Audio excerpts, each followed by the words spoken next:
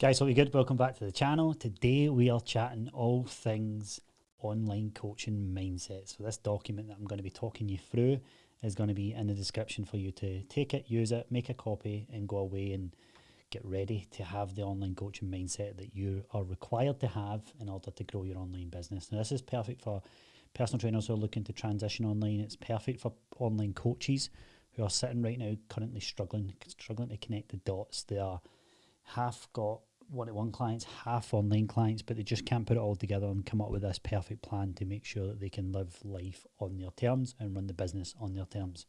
So let's get straight into it. So first things first, the first thing we're going to cover is what actually is online coaching. So what is it? Like, I know that you know what it is and you know what it means, but it doesn't matter if you know what it means. What matters is that your prospects actually know what it means. Now, this takes me into my next point perfectly, and this is why you should never call it online coaching. Now, we have so many coaches that come to us, and the biggest problem they have, and the first thing we fix straight away, is that they call it online coaching. And can you imagine any other industry doing that? Can you imagine any other industry just being like, doing a post that's like, what is a coffee shop? You'd be like, I know what a coffee shop is. Now you might argue back with that and say, yeah, but people just typically don't know what coffee shops are. Online coaching is. They know what coffee shops are. But the fact of the matter is, by you saying what is online coaching, why you should sign up to my online coaching program, you're commoditizing what you offer. You're literally also promoting other people who sell online coaching. Think about that. It's like coffee shops don't do that. They talk about their beans. They talk about why they're different. They talk about why customers love their coffees, like all that sort of stuff. So you need to fixate on that. You need to fixate on what makes you different. You think of Black Sheep Coffee, quite literally their name is Black Sheep Coffee, but they also use a different type of bean than most people. They go against the grain, pardon the pun.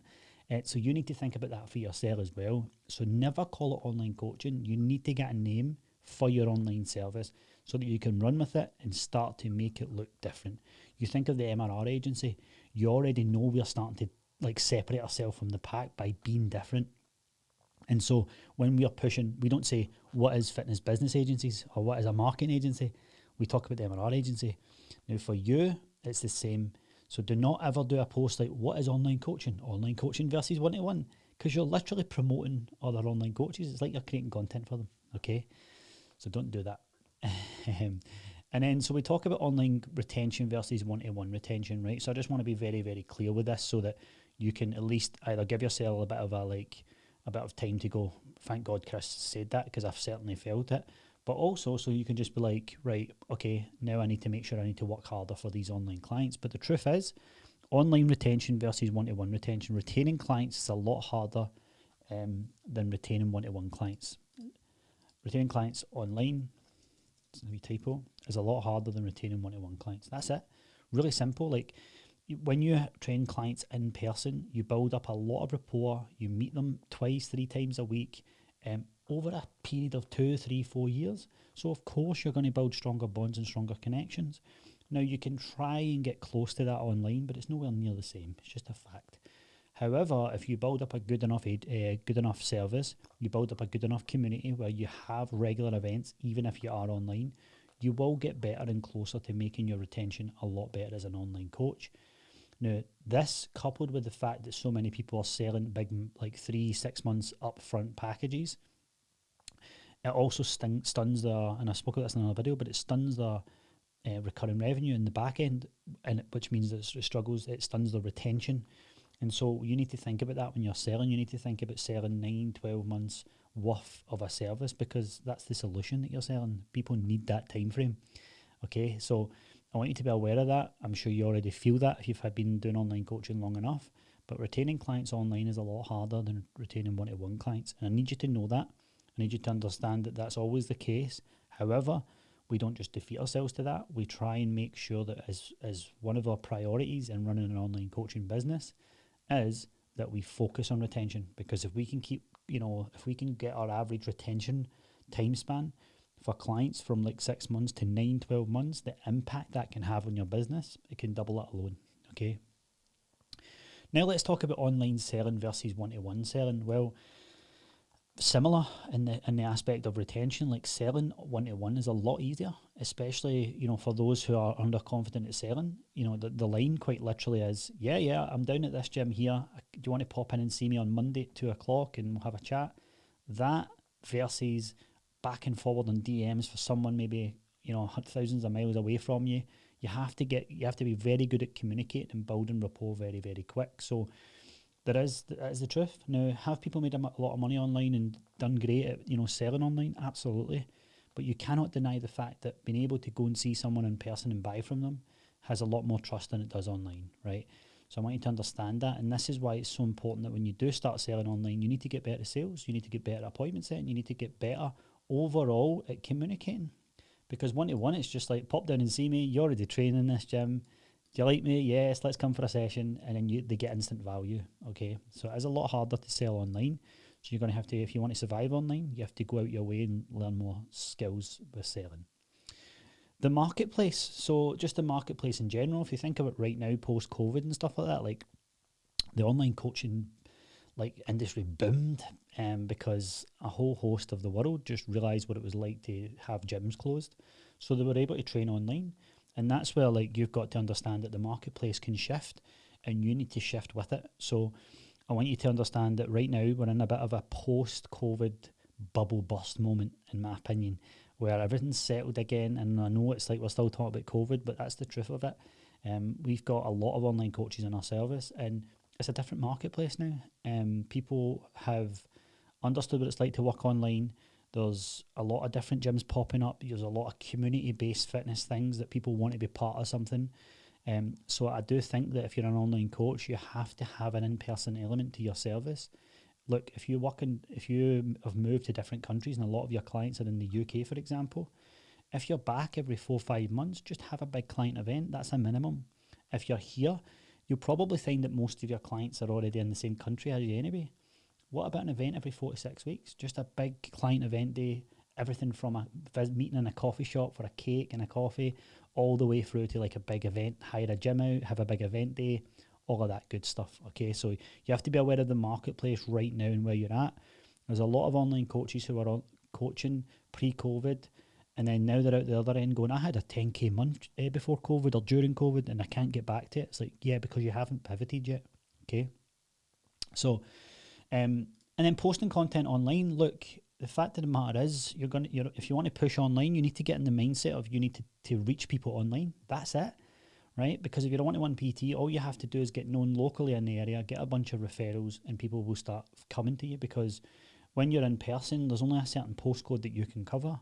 So eventually, if you get well known enough, people will come to you from there. But you also can't reach anybody further than that because they can't get to your location. So if that's the case for in person, think of online. Okay, so you need to understand that it's your job. If you want online clients, you need to be discoverable and be found online. That's it. That's the black and white of it. I'm not going to sit here and say, oh, you need to post content or whatever. I think that's a given. It's given the fact that you need to find people online. Okay, so get very, very used to that. Dominate local first. Now, this is something not a lot of people say, but honestly, dominate your local area first. You can hear my accent. I'm Scottish. I'm Glaswegian. Like, when I was online coaching, all of my clients were from Scotland, and then I started getting clients from England and stuff like that. But I see a lot of online coaches these days, they try and push for like clients from different countries and stuff. It's like, just go for people who resonate with you, relate to you most, can come to little community events that you do. And they're easier to sell to because it's like, yeah, I'm just down the road. I used to work in such and such. Get dominating your postcode first because yeah, you can still get the referral benefits. You can still get to see these people. I'm not saying go down to a coffee shop and have consultations with people because you're an online coach, but I'm saying dominate the local area first because these people will buy from you sooner than people who are miles away who don't trust you as much. Simple. Okay, your lifestyle can complement or complicate it. Now, this is very, very, you build a business online to try and get freedom and stuff like that. It's great. But so many online coaches, like I've seen, they've just went away and never built up anything. For example, they haven't dominated the local area first. And so your lifestyle, some people go to Bali and Thailand and stuff like that, and they're in like 8 hours time difference trying to build an online business. Now, that can complicate things, especially if you're in the early stage of growing your business. Now, if that's what you want to do, great, go away, but just manage your expectations with it. Again, this is about online coaching mindset here. You have to understand that it can complicate it. Now, once you get established and you build up enough authority and rapport, being in Bali, being in Thailand, living this life that people aspire to have can complement it, absolutely. You just have to understand what stage you're at in your journey, because it can hinder it. And I've seen so many online coaches quit the gym floor, especially during the post-COVID, when the big bubble was nice. They went abroad, tried to be an online coach there, but the reality was they were up at 1 o'clock or 2 o'clock in the morning trying to do client calls. They were stressed and worried about money because, yeah, these places are cheaper and stuff like that, but you still spend more because you're living a kind of lifestyle, flights and all that as well, okay? So, you replace, second last one here, I believe, yes. You don't get ultimate freedom yet. Now, I want to really drum that home, and I know this is like a YouTube video, the opposite of what people tell you in YouTube videos, where they're like, freedom, you finally got it, sound, William Wallace there. But you don't get ultimate freedom straight away. You need to get that in your mindset, because so many think they'll quit the gym floor and just have all this time. Honestly, man, you just end up replacing it, creating plans and sitting on your laptop, seriously. And you always try and over-deliver as well, because of you're not seeing clients and stuff like that at the start anyway. So I want you to manage your expectations a little bit. You don't get ultimate freedom yet. You will eventually, absolutely, but it doesn't come straight away, okay? And then lastly, like I said, you replace these gym floor hours with laptop hours. That's it. That's the part of it that's true. And again, no one wants to tell you that, but that's it. This is pretty much the online coaching mindset. I'll be doing loads more trainings like this around, but it will be more tactical around the pricing structure, your offer, all of that good stuff. So I would strap up. I would definitely subscribe, because there's going to be a lot of value coming your way. And as always, thanks for watching. I will see you in the next video.